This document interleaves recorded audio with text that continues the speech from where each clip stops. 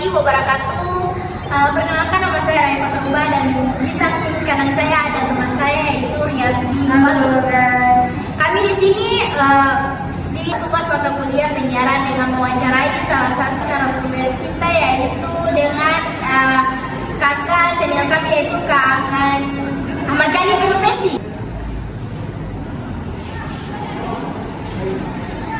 Ya baik, pada sisi mereka kami minta waktu sedikit untuk mewawancarai. Di sini kami mewawancarai dengan topik bagaimana seorang mahasiswa itu menyukai merokok. Jadi dengan sini pertanyaan kami salah satunya yaitu sudah berapa lama kakak menjadi seorang yang sering merokok? Sebagai seorang perokok aktif ya, saya itu sebenarnya sudah terhitung dari semester 4. Jadi dari semester 8 sekarang sebenarnya tidak terlalu lama sebenarnya seorang perokok aktif.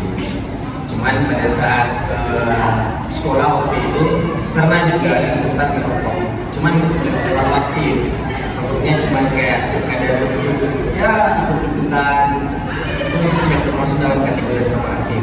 Nah, namun pada saat kuliah di semester 4 sampai saat itu di semester 8 saya sudah menjadi perokok aktif karena bedanya dengan merokok pada saat SMA itu terdapat pada kandungan kali ini saya merokok itu karena memang seperti sudah kecanduan, sementara pada waktu SMA itu hanya mengikuti teman-teman saja untuk bergaul. Jadi kakak di sini kan bertanya lagi, kalau kakak menjadi seorang perokok itu kan kakak tahu pasti otomatis kakak tidak tahu pelajaran apa ini apa saja yang tergantung dalam proses tersebut. Tapi kenapa kakak harus kalau tahu tentang hal yang terdapat dalam perokok itu berbahaya, tapi kenapa kakak harus tetap menjadi seorang perokok? Namun karena kakak menjadi seorang perokok berarti kakak tidak menyayangi tubuh dan kesehatan tubuh. Ya, sebenarnya terkait dengan unsur-unsur kimia yang ada di dalam rokok itu kurang terlalu saya tahu. Karena sebagai perokok aktif, kami itu hanya sekedar untuk menikmati apa yang telah diberikan kenikmatan oleh rokok tersebut. Nah, dan masing-masing rokok itu terdapat perbedaan rasa dan lain sebagainya. Cuman yang dimaksud dengan unsur-unsur kimia yang membahayakan diri atau tubuh kita sendiri itu sebenarnya tidak terlalu diketahui. Nah, makanya merokok itu hanya untuk menikmati, sekedar untuk menghilangkan stres, karena selain unsur-unsur kimia yang tadi kalian maksud, sebenarnya merokok itu juga bisa menghilangkan kepenatan, menghilangkan stres. Dan salah satu fakta ketika itu dibuat riset oleh para ahli, rokok itu ternyata juga mengandung unsur apabila terjadi kelupaan pada diri kita dengan merokok, memori yang ingatan yang kita tadi lupa itu bisa teringat kembali. Jadi seperti itu. Ada dampak positifnya ketika merokok. Jadi kayak misalnya saya sedang melakukan presentasi dan saya lupa terhadap presentasi tersebut, dengan merokok bisa mengembalikan ingatan tentang hasil-hasil presentasi tadi.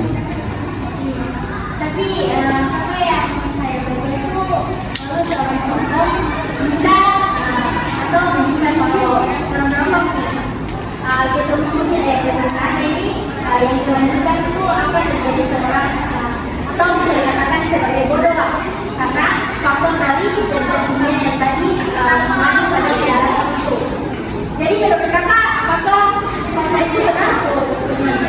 Oh, kalau menurut saya itu nggak terlalu benar ya, karena memang rata-rata orang perokok aktif itu tidak bisa dikatakan punya keturunan yang bodoh. Malahan perbedaan orang yang tidak merokok dengan orang yang merokok, lebih pintar orang-orang merokok kalau menurut saya. Karena apa?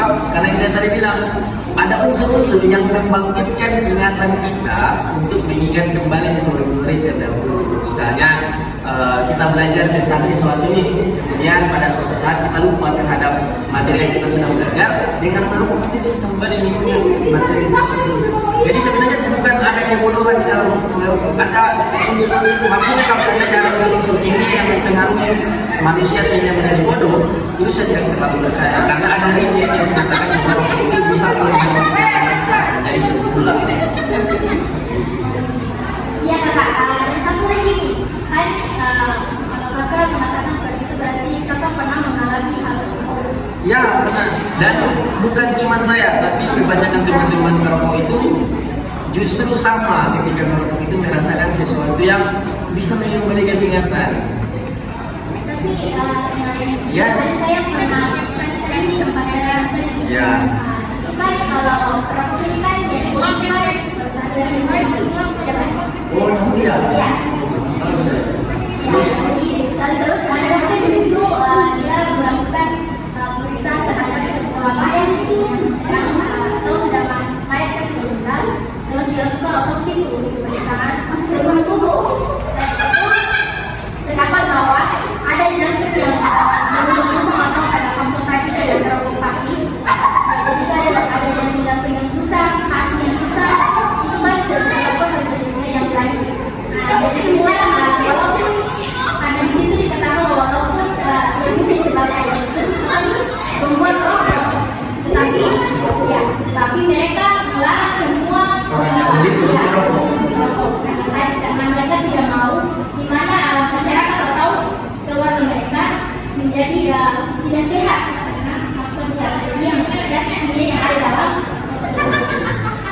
Nah, kalau soal itu pernah juga saya baca dan mungkin dengar bahwa yang memproduksi rokok ini justru tidak mengonsumsi rokok.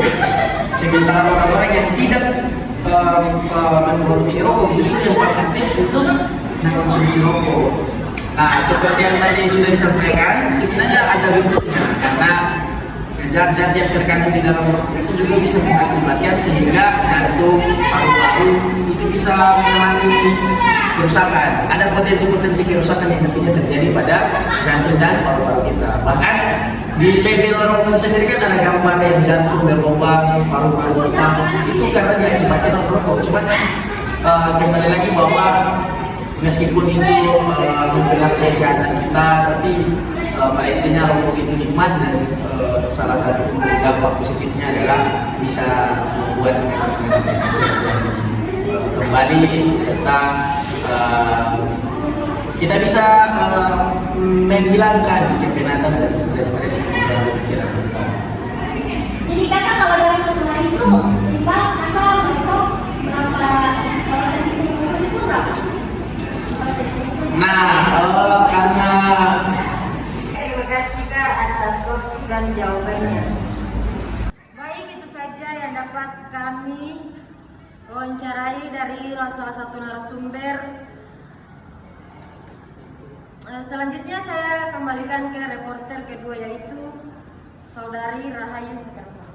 Ya baik, mungkin itu saja dapat kami sampaikan.